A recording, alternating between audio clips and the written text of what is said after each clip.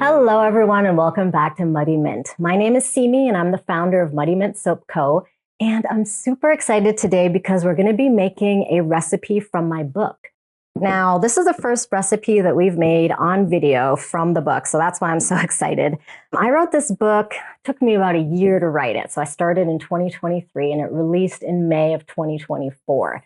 It's called The Natural Soap Making Handbook, and it is a book for beginner soap makers, but it has a lot of more advanced techniques in it that I introduce kind of at a beginner level in a way. So I think that it's really great for all kinds of soap makers.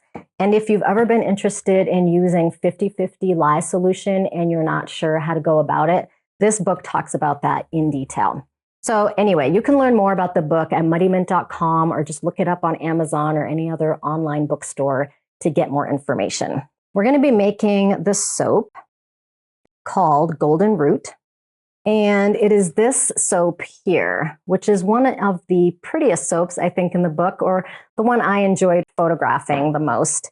And it has this really beautiful impression on top, which looks fancy and complicated, but it's not. So we're going to be talking about how to use impression mats in your soap making. And these are basically just textured mats that you can put in your soap in order to create a really beautiful top. Now, what we're going to do with these is we're actually going to put them on the bottom of our molds. So we're going to stick them right in here. And that's what's going to create the top. So we're essentially making our soap upside down, if that makes sense. So if you're wondering where I got these mats from, they actually come in these big sheets. They're actually meant for baking, I believe. So these are silicone baking mats. I got this one off Amazon and I can link it for you. But I basically just cut it to size to fit inside of these molds exactly. Speaking of these molds, these are the Nurture Soap 2.5 pound loaf molds. And these are the molds that I use in the book. Every single recipe in this book is meant for one of these 2.5 pound loaf molds, and it'll fill it right to the very top, and you'll get 9 bars of soap if you cut each bar at about 1 inch. So I really highly recommend these. And one of the reasons they're so great is because they have the silicone liner inside. And if you're a new soap maker and you've used those hard-sided silicone molds, they're actually a little bit difficult to get the soap out. And so these silicone liners make it super duper easy. Also, when you have a wood mold like this, your soap is much more likely to gel, which is nice. And they're just a really great beginner soap mold because of the 2.5 pound size. It makes it a lot easier to progress to a 5 pound loaf mold. These are the Nurture Soap 5 pound loaf molds. And what's nice about soap making is that you can keep doubling your batches and get to a higher amount of volume without really having to increase your work all that much. So from going from this to this is actually not that bad because you just double the batch. And so we started making soap in these 2.5 pound molds. We switched to these 5 pound molds by doubling our batch. Then we switched to 2 of these 5 pound molds. Eventually we were doing 4 of these 5 pound molds, and then we moved to 22.5 pound slabs. So that just goes to show that starting here is actually a great place for progressing in your soap making or in your business or whatever your goals are. Okay, so back to this soap. I am actually going to double the recipe for this video. I'm going to make 2 of these 2.5 pound molds. And what I wanted to do is sort of go through the process of how I prepared for making this soap. So if you're more of a beginner and you have my book and you're wanting to make the very first soap out of the book, this is a great one, by the way. It's a really simple recipe and it's really beautiful. It doesn't have any essential oils in it because it's actually a face soap, but it has turmeric powder, it has carrot juice, and it has this really lovely impression on top so that you can get a really beautiful looking bar even for your very first soap. Because I'm making a double batch, I actually printed out the recipe using soap calc. So I entered the recipe exactly as written. And by the way, if you want to follow along, the recipe is on page 126 and is the Golden Root face soap. So I put the recipe into soap calc. And if you don't know how to use soap calc, definitely check out our soap calc videos. We have 2 super in-depth videos that are here on YouTube that you can look at. And basically, I did the exact same process that I did in those videos. I took the recipe and put it in exactly as is. So this recipe is for 30.7 ounces of soap. Since I'm making double, I changed the number to 61.4 ounces, which is double, and it automatically calculated everything for me. And then I wrote down numbers for how much lye water I needed, just so I didn't get confused. I wrote down how much carrot juice I wanted to use, and I also wrote down the amount of turmeric powder that I'm going to put in the soap, so I doubled that number. Okay, so that's how I figured out doubling the recipe. Now, in order to prepare my oils, like I said, I'm gonna let you know exactly how I did all this so that you know how to do it. In future videos, and we're also going to be doing a course soon, we're going to be explaining all this in a lot more detail, including showing you, how we prepared our oils from the beginning to the end. But just so you're aware, what I did is I took an empty container and I put it on the scale, and I added my shea butter, my mango butter, and my coconut oil right in here. And so those are all my hard oils. And then I put it in the microwave, which is behind me, for, let's see, 2.5 minutes. And by the way, I wrote all this down because I want to know how long I kept the oils in the microwave so that I know for next time what I should be doing. When I took the oils out, they were 145 degrees. I have this very handy thermometer, which I'll also link. It's by far my favorite. I have 2 of these and I use them all the time to check temperatures because temperature is really important in soap making. So I checked the temperature after mixing everything in. I just made sure that all those hard butters had turned into oil, liquid oil. And then I mixed everything up. I took a little temperature reading and I got 145 degrees Fahrenheit, which is pretty warm. But remember, that's just my hard oils. Then I put this back on the scale and I measured directly in here, actually. I didn't use a separate container, although you could do that if it makes you nervous to pour directly in here. But I measured my olive oil, my jojoba oil, and my castor oil. Those are the liquid oils that are in this soap. And so I put those in, mixed everything up, and since they're liquid, they mixed right in. And then my temperature was 98 degrees exactly, which is actually perfect for soap making. However, the other thing I did is mix up my 50-50 lye water solution. Let me move that out of the way. So I put my water in here, my distilled water, and then I added my lye directly in here. And when I was done mixing this, it was 1:30 in the afternoon, and the temperature was 216 degrees Fahrenheit. Now, 216 degrees Fahrenheit is pretty typical when you're mixing lye water together. It'll get super duper hot. And if your solution does not get hot like that, then that means that there might be an issue with your lye. It might be getting old. A lot of people have told me that after they've made their lye water solution, either it didn't get very hot or things didn't really dissolve properly. You want to just keep stirring. And what I did for this particular lye water solution is I had my full water amount in here, and then I added half the lye and I stirred it up really well. And then I added the other half and stirred it up really well. Once I was sure there was nothing in here at all, I just stopped stirring and let it sit. And right now we are at 125 degrees. Now for me, this is still a little bit too hot to make soap. So I'm going to wait a little bit, and I also am going to have to heat up my oils a tiny bit because they're a little bit on the cool side right now. All right, friends, we are back and our lye water is almost ready. And while I was waiting for it to cool down, I was actually knitting a sock, and I just had to show you guys because look at how this sock just matches my apron pretty much perfectly. Anyway, I thought that was kind of funny. As I was knitting it, I realized that. Sock knitting is one of my new joys, and so actually waiting for lye to cool down isn't really that painful when you have a sock you need to knit. However, I will say that having pre-made lye is really a luxury.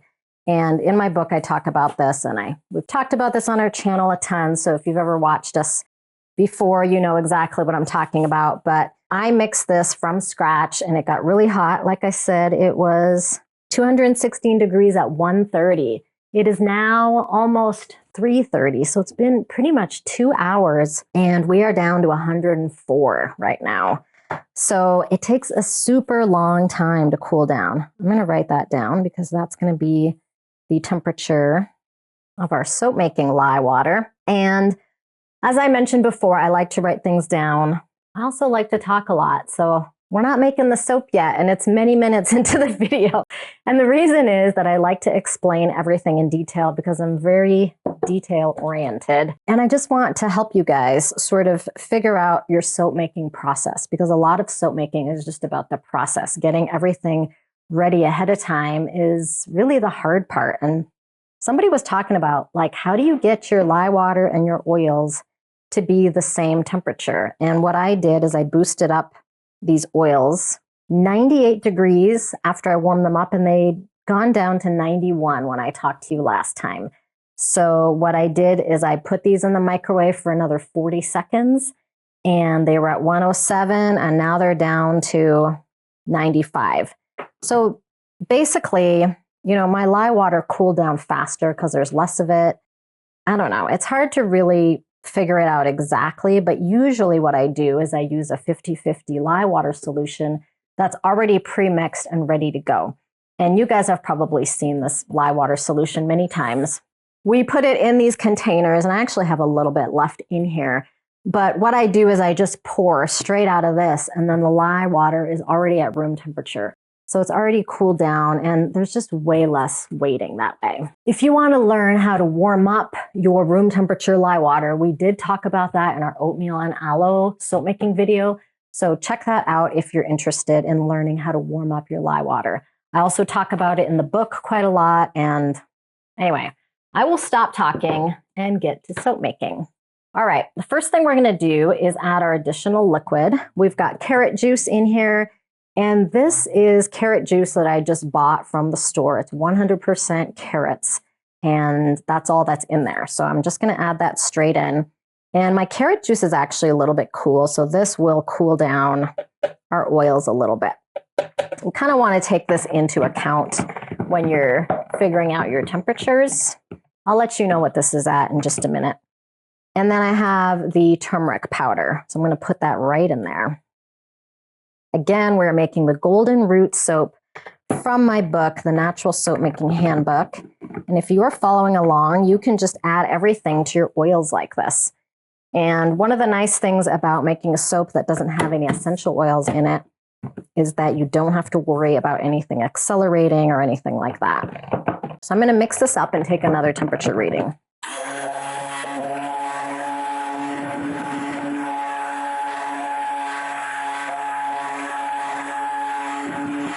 All right, so those are all blended up, and we're now at 88 degrees. I'm actually not too worried about the lye and the oils being that far apart. If they're a little bit further apart, what I do is I usually add the lye water in slowly, and I don't stick blend. I just kind of mix a little bit first, get everything kind of to similar temperatures, and then I'll start stick blending. All right, this container, by the way, is a 3-liter container. If you're just making one of these, you can use a 2-liter container. This one's going to be pretty darn full by the time I add the lye water. Hopefully it works out. Actually, I've never used this container for this amount of soap, so we'll see. But you definitely want to make sure that you have enough room in your container when you're making the soap. Now, again, I want this to be really light trace, so I'm actually going to be adding the soap batter in here. I'm just making sure my impression mats are fully flat at the bottom of this mold. So I'm going to put soap batter right in here right away while it's still really thin, and kind of spread it around with a spatula so that I can make sure I get a really good impression on the bottom. All right, I think we are all ready to go with the lye. I'll check my notes, make sure I didn't forget anything. I did mean to tell you guys that the temperature of the room here is about 76 degrees. And that impacts how long it takes for the lye water to cool down. That really took a long time. I'm not used to waiting for lye water to cool down, so it's a little bit annoying. But anyway, like I said, I did get some knitting done, so that part was nice. All right, I'm going to add this in and just kind of mix as I go. By the way, turmeric powder makes an amazing color change in cold process soap. You'll probably be able to see it changing a little bit right now, but it almost looks like ketchup. It's sort of crazy.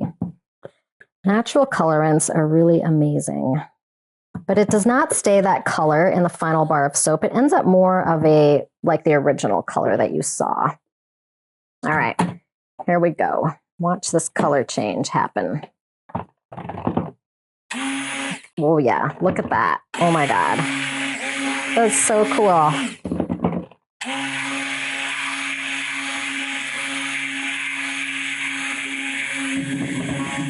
I'll really never get over that. And the color change is actually an indicator of emulsification. It's a good way to tell that your soap is already kind of emulsified. I might give it a couple more bursts. That really wasn't a very long amount of stick blending.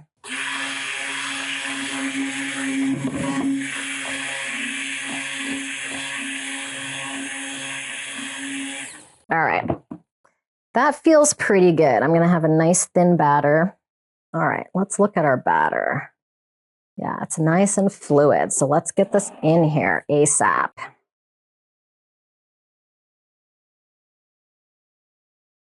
All right, like I said, I'm gonna do the bottoms of each one. Soap batter can thicken up kind of quickly on you sometimes. So it's kind of good to be prepared. I'm gonna give this, I'm just gonna make sure I get into all those cracks. Usually I would put less batter in here than what I just put in right now, so this isn't a super good example, but my batter is liquidy enough that I'm not concerned. If it was thicker, I definitely would not have put that much batter in there, and I would have just made sure that everything went into the cracks. All right, let's get the rest of this in there. Okay, there's one.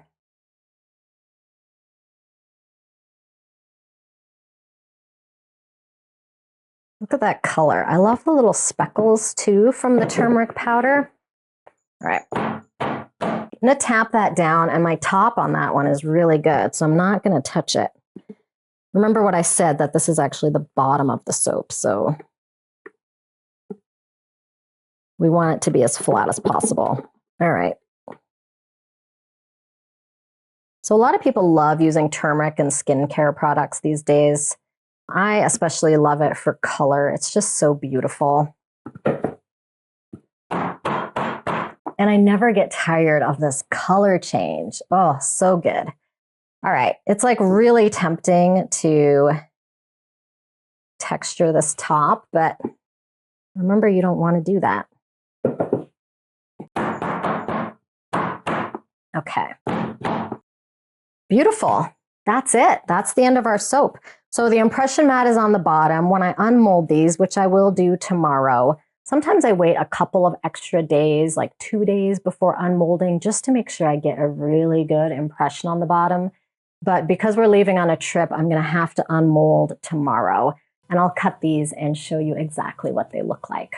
All right, friends, we are back and we have our 2 loaves here. We did get a little bit of ash on top of these loaves. It has been a couple of days and it was super chilly in the soap studio.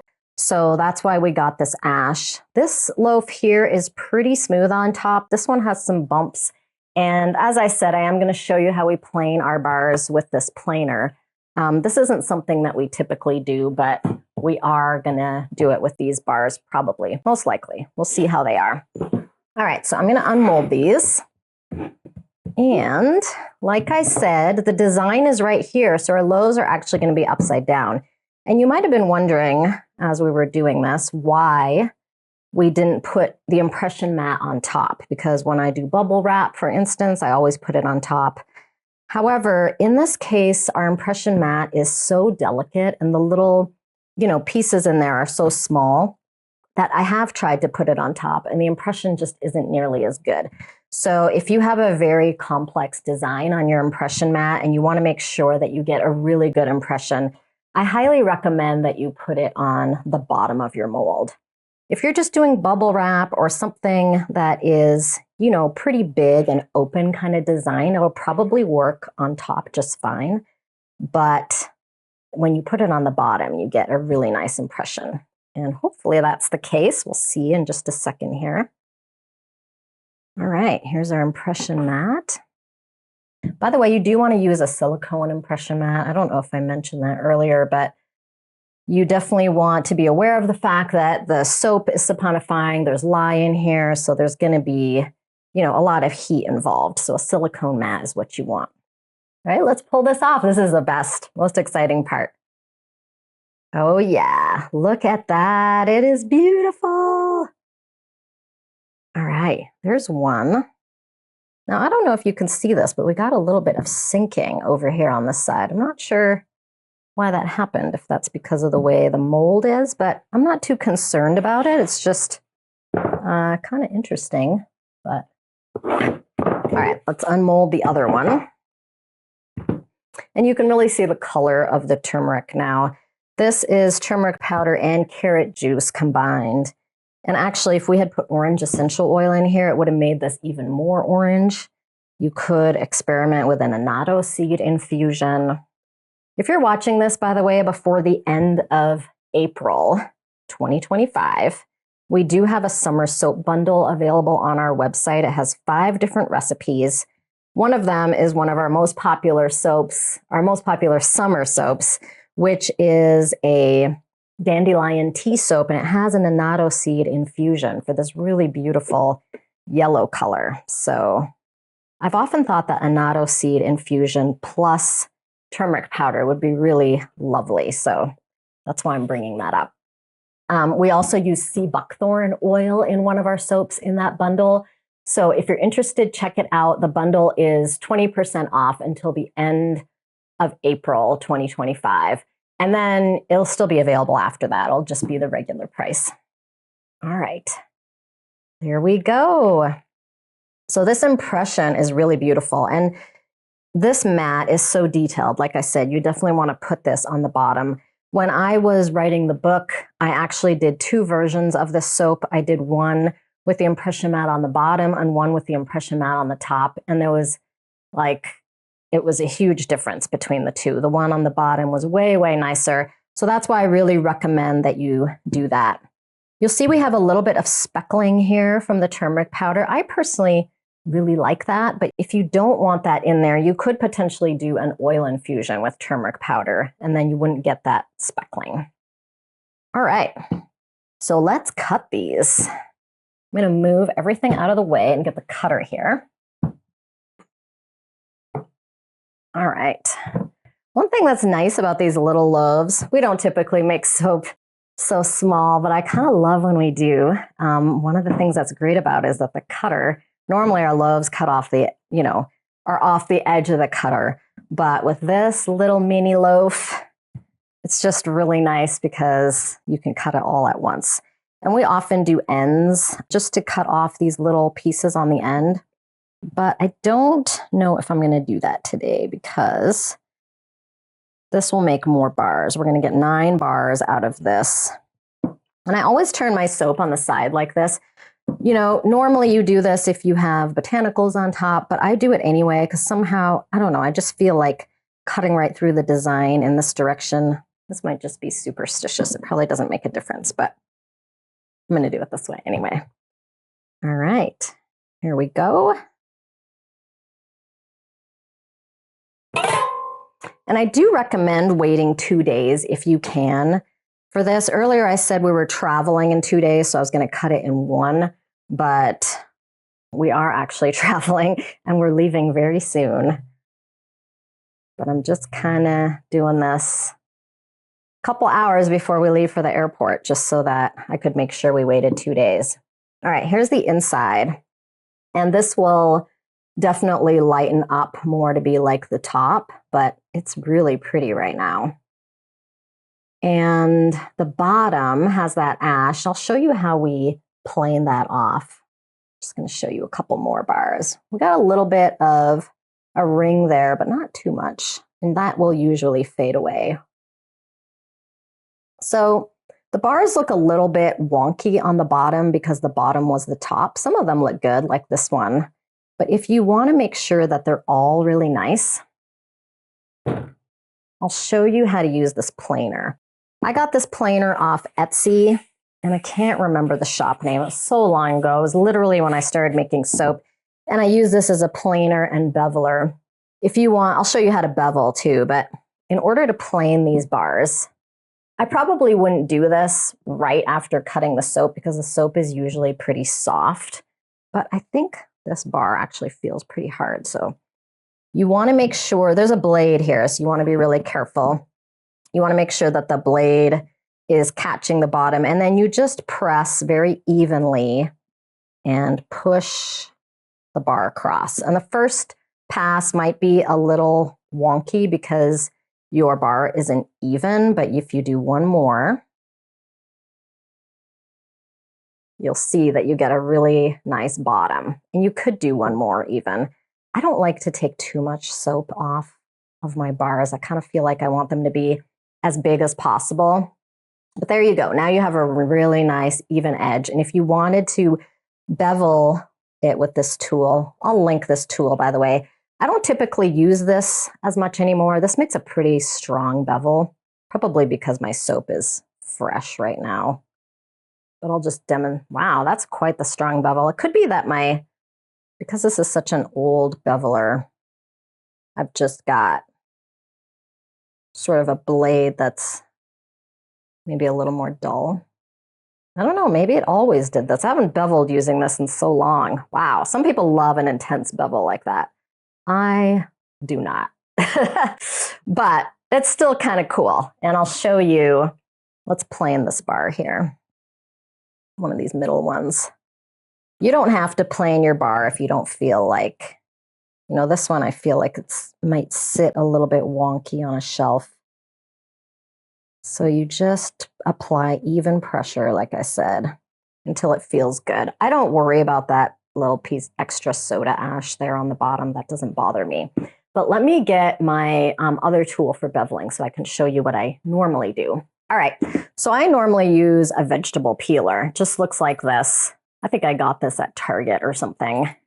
And I just simply run very, very lightly along the edges. And again, I don't do this right after cutting the soap. I usually do it right before selling the bars. So it'll be a lot harder and your bevel will be even smaller than this. And then I save all these little scraps.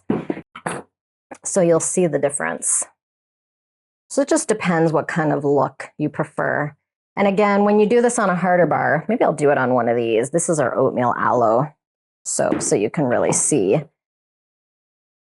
It's going to have an even smaller bevel. And what this does is it just makes everything a little bit less sharp along the edges. And I always go towards me for whatever reason. This is how I bevel. And I don't do the ends or the corners. I just do the four sides over here and then the two bottom pieces. And that's my favorite kind of beveling. As we got bigger and we started making and selling a lot more soap, we actually did away with beveling. I still feel like I want to do it because I just love that nice, clean, finished look. But if you're, in a production soap space and you're selling a lot of soap, getting rid of the beveling step will really help you with the amount of time that it takes to get your soap ready. All right. Let me clean this up and we will go back to cutting our next loaf. Okay.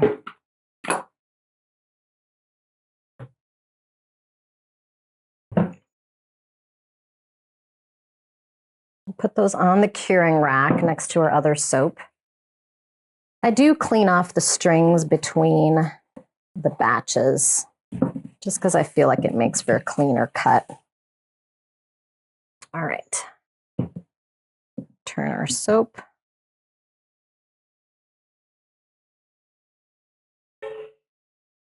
Okay. There we go. And there are all our bars. Gosh, they're so pretty. This is a really great way to do like a really intricate top that a lot of people will be like, how did you do that? It makes the bar, kind of elevates the bar. And this is a face soap, so it's kind of nice that it's flat on top. You could even cut these in half to do like little mini face soaps, because a face soap really lasts a super long time. So you could, if you're selling these, you could potentially cut them in half and put them in cute little boxes or put a cute little band around it. Makes for a really nice gift too. And as I said, these are unscented, so they will last a long time on the curing rack. And yeah, I mean, these actually sit pretty nicely, so you maybe don't even have to bevel them. I am probably going to bevel them before selling them. I like to do it a little bit later when the soap isn't so soft, but look at how pretty those are. Such a great color. All right, so that is how you use turmeric powder and soap and create a really beautiful, simple impression on top of the soap that really looks complex. And again, this recipe is from my natural soap making handbook. It's the golden root soap. So if you're interested in making it, you can check out the recipe on here. We also have a face soap recipe available for sale on our website, and it is the face soap base. And it's actually pretty much the same recipe as golden root in here, but it comes with 7 different variations. So it has the soap base, the face soap base, which is the same base I used here, but it has a variety of different, ways of making the face soap. There's one that has the carrot juice and turmeric powder, and I think it has honey too, and an essential oil. There's one that just has clay in it. There's one that has rose clay and I think a little bit of geranium. I can't really remember now. But anyway, there's like 7 different variations of that recipe. So if you're interested in that and you don't have the book, or you're a more advanced soap maker and you don't feel like you want to get my book, then you can definitely check out that recipe instead. All right, I hope you enjoyed this video and we'll see you next time. I better get ready for my flight. Bye.